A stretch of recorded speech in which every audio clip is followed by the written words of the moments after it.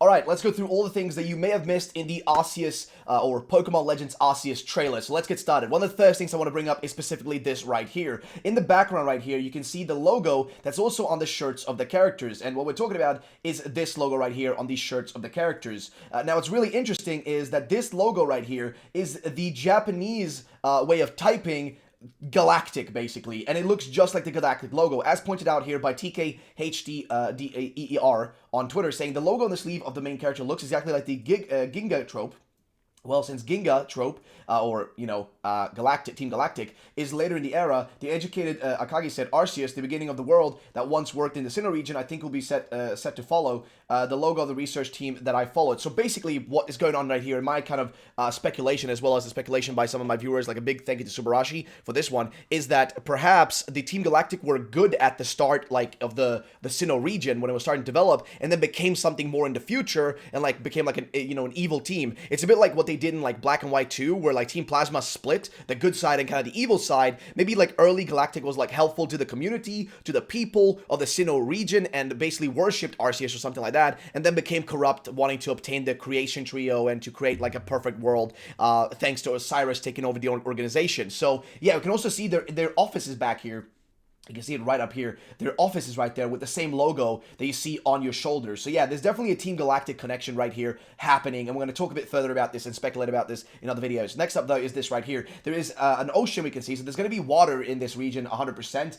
You can see in the distance right there. Like here you got some like dying trees. That like, that's the thing about this game. A lot of people complain about trees and stuff. This game has a big combination of different like models and trees and like a lot of like a really interesting combination of them. Also, what we see from this image is that wild Pokemon can be starter Pokemon. So you'll be able to see Piplup and stuff like that. The Gen starters will be in the wild. You can also see a bridge in the distance, kind of like a bridge over here in the distance, you can see. I will see if I can get a more accurate image of like the, here you go. So here's an image showing kind of like a weird stone structure in the distance, right? As well as some sort of bridge going on in the distance as well. So might be an area we're going to be able to explore. So that's that. Next up, we're able to see right here also that you can catch Pokemon without actually battling them. So yes, you don't need to battle Pokemon. You can just throw Pokeballs at them. But if you battle them, they will not disappear after the battle. When you knock them out, they will literally stay there still. They won't disappear after you knock them out. So that's something you should keep in mind as well, which is really interesting. Another point is we go right here, you can see that the whole region is going to be based on seemingly,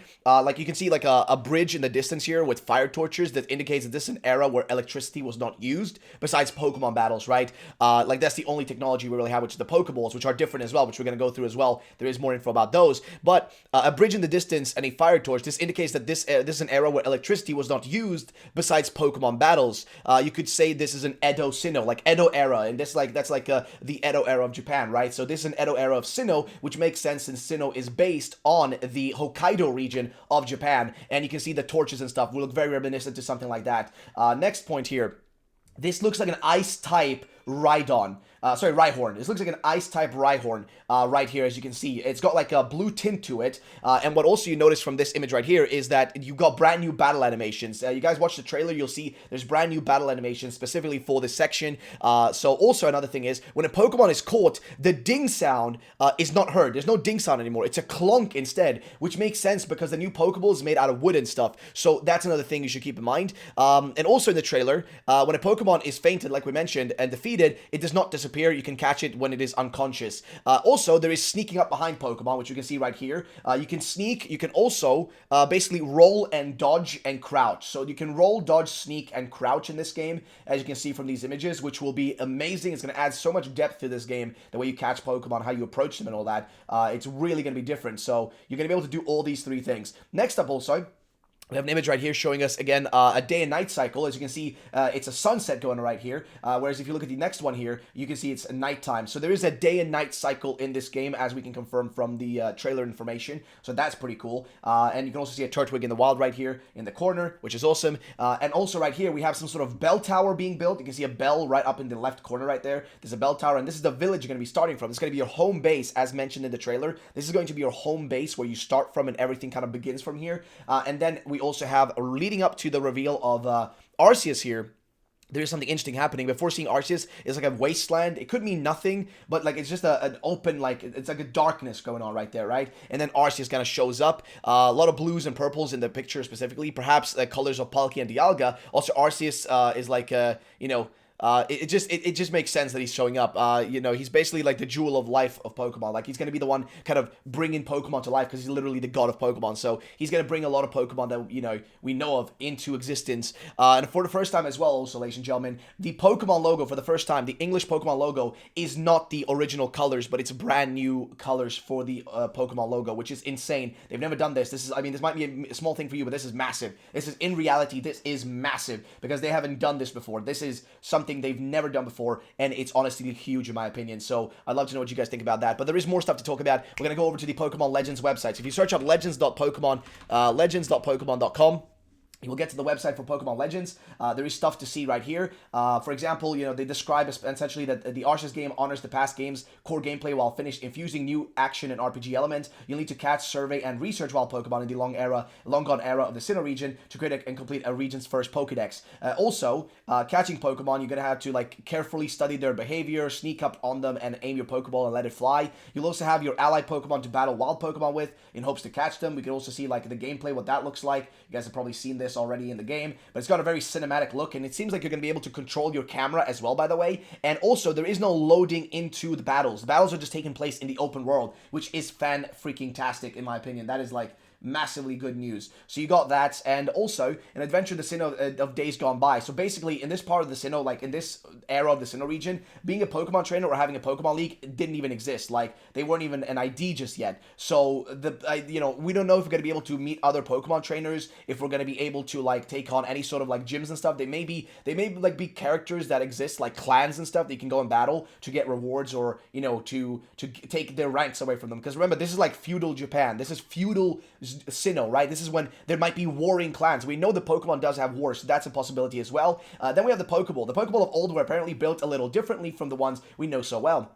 They were made mostly of wood and steam puffed from their top when Pokemon were caught. So that's a big piece of information. As for our starter Pokemon, we have Rowlet, Cyndaquil, and Oshawott. And that's why I think Cyrus might be the professor we're going to meet in this game, because there is this theory now that Cyrus time traveled through through basically random means. He traveled to this era, and he was the one who collected all these Pokemon from different regions, and he's going to be the professor in these games. There's that kind of theory going on right now. And of course, Arceus is going to be holding the key to the tail of the Pokemon known as, he's going to hold the key to the whole tail of this game, and is the one that shaped all there is in this world. Just how mighty can a Pokemon, Pokemon is connected to your journey. How is this connected to it? It's a good question, but there is even more stuff. At the start, and this is also, by the way, these games are a big precursor to what's to come. If you actually watch the trailer, which we're going to pull up real quick here, if we just go to YouTube, if we pull up the trailer, there's something interesting at the start here, because I think this game is a precursor to what's to come. What's going to happen probably is that they're going to see how this game performs, and if it performs well, and if people enjoy it, then I think what they're going to do is Pokemon Legends is going to be its own separate series, where we're going to see other,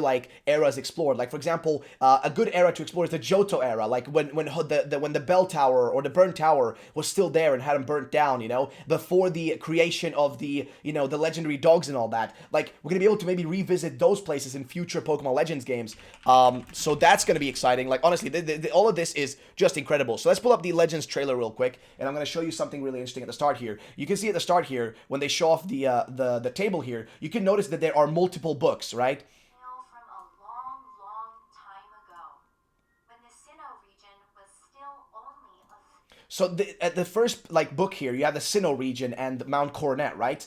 So this is a long time in the past, but you notice there's two other books below this one. There's two other books. Those books could be other Pokemon Legends games that they plan to make into the future if this is something that they plan to do further. So a lot of possibilities are able to be seen from this, guys, and I'm excited to see what they're going to do with this.